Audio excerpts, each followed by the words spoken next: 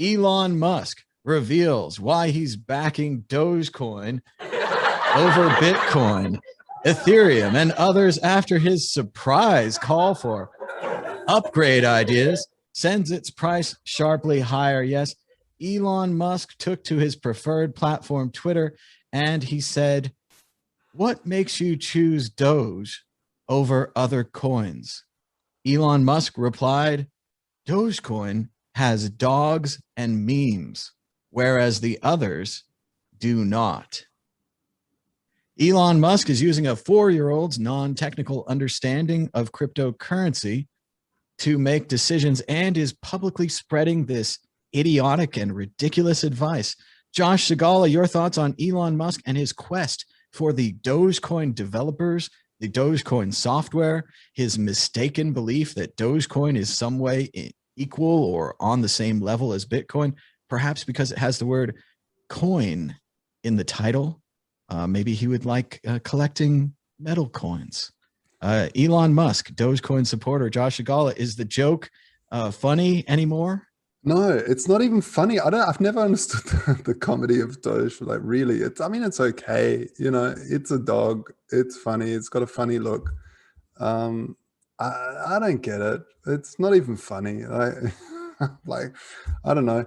I find the monetary policy of that contract really, really bad. You know, that's what I look at. If just like I look at any other currency, if I'm going to start to hold Japanese yen, I'm going to have a look at their monetary policy and go, that's either good or bad. Doge, you know, these coins, they're like perpetual motion machines. Once you sort of get them going, once you pull that string to get the motor going, it sort of just goes. And you don't even need to trade it. It's just the blockchain just sort of goes if there's a couple of people mining that stuff. And Doge has its thing. It's got a price, and but if you have a look at the inflation rate, it's ridiculous. I mean, it should be because it's made as a joke. So the inflation price is 14 million a day, and you know, Bitcoin's is 21 million ever that you'll ever see. So to me, it's why would you choose Doge? I mean, really, it just doesn't make any sense. It's like saying, "Oh, I support Venezuela's currency. It's funny, and let's see that going up." It's just whatever, dude. Get on with making cool cars. People like the large numbers on their Deutschmarks. They like to have millions and billions of them, carry them around in wheelbarrows. Wheelbarrow is a fun icon that the other coins don't have. Yeah. Wallpaper. Right. You can use Dogecoin and Deutschmarks and Venezuelan currency bolivars for wallpaper. That's so much better than Bitcoin. Elon, just give up. Dan, Eve, your thoughts on Elon making himself even more of an idiot in public? And this is not counting the ridiculous SNL episode. I'm going to be hated, but Comic Sans, right? If Bitcoin had been launched with Comic Sans, it would be probably the reserve currency of the universe by now. Let's not take the mickey. But no, I do. Obviously, it's a joke, but I like to think it's a joke. He can't be serious, right? By saying, you know, because he wanted to get the Dogecoin developers involved, and he put like a thing out on Reddit. And what was it they said? That some of the suggestions that came up were like, what about if we change the Dogecoin fees based on the phases of the moon? now, obviously that's funny to some, but not to Bitcoin bag holders. But maybe it's a messiah complex he has. It's maybe he thinks that he's doing good by, you know, instigating the. And I think this is a reasonable, like, what's the word? Thinking thing. A reasonable forecast, philosophy, whatever. Prediction that he's trying to force people's hand into virtue signaling. Essentially, he's like going, right, okay, Bitcoin is not going to be adopted because of all the virtue signalers and saying, oh, we've got to save the earth. And so he's trying to instigate that by kind of bringing up the, you know, in such a contradictory, jokey fashion. I don't know, but the main thing is that, like, John McAfee's wife is fuming, I read, because obviously she's like, John's rotting in jail, and for the tweets that Elon's making on a daily basis. Which is kind of true, although Elon hasn't kind of like got behind Redcoin and some other stuff that John McAfee did in 2017. But yeah, I don't know. I think it, as much as it's really bad from a market perspective and the fact that Bitcoin's dropped, I think overall, hate me for saying it, the virtue signaling from the miners, and more actually about the transparency of we're going to make it public about how green our energy is. That's that it's countering the FUD. Like it's not doing it in maybe the most diplomatic and constructive way, but it's ultimately led to something that's good. I mean, like Marty Brent had something to comment on it about the fact that it's a very good point about the centralization of mining, and you get the people together in a mining council, and essentially you're centralizing people there, and there's the round table thing, and the S2 sorry the Segwit 2x potentially sort of scenario happening. But the fact is that it has brought companies to be a bit more transparent and kind of virtue signal their green energy strategy, and that could be good for Bitcoin in the long run. At the moment it's bad. The main thing is I didn't listen to my own advice, which is look at a chart and think, could I ski down that?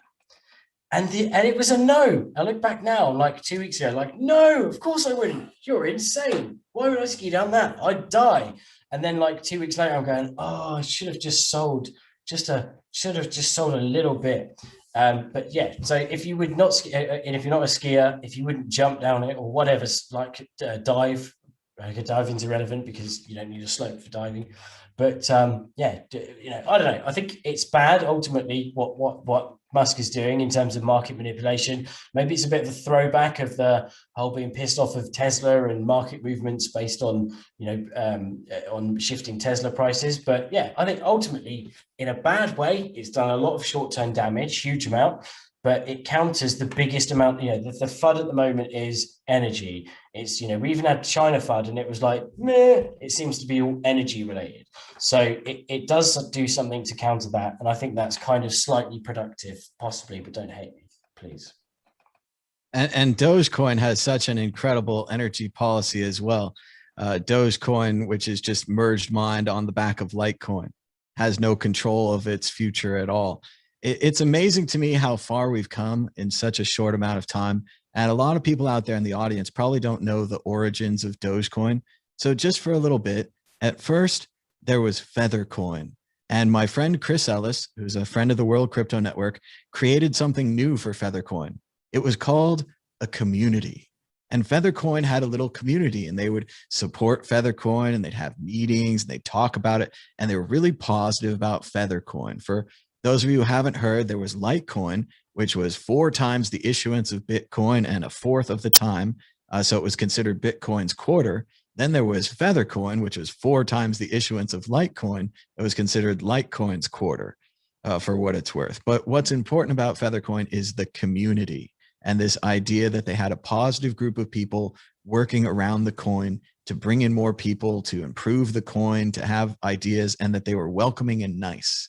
These ideas imprinted on Jackson Palmer, and Jackson Palmer and his friend Billy Marcus, as far as I understand, spent probably about half a day modifying the Bitcoin QT wallet. They put the Doge image in there. They changed the font to Comic Sans. And as Josh is so fond of reminding us, they jacked up the units so that you would get millions of Doge, and there would be millions of Doge printed every day and every hour and every 10 minutes. And they thought it was fun and it was funny, and they were making fun of Bitcoin. Jackson doesn't like Bitcoin. He thought that it would fail, and he was kind of laughing at all of us. And he's a nice guy, but he was joking, right? He was contributing to the lulz of the internet. And that's what it was. It was lulz, right?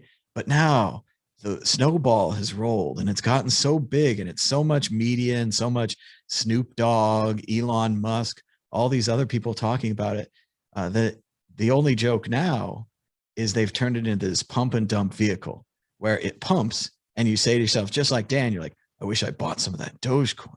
And then it dumps, and you're like, oh, it's good I didn't buy that. But there's a lot of people who did buy it, and they freak out and they sell back to the people who pumped it, and then they pump it again.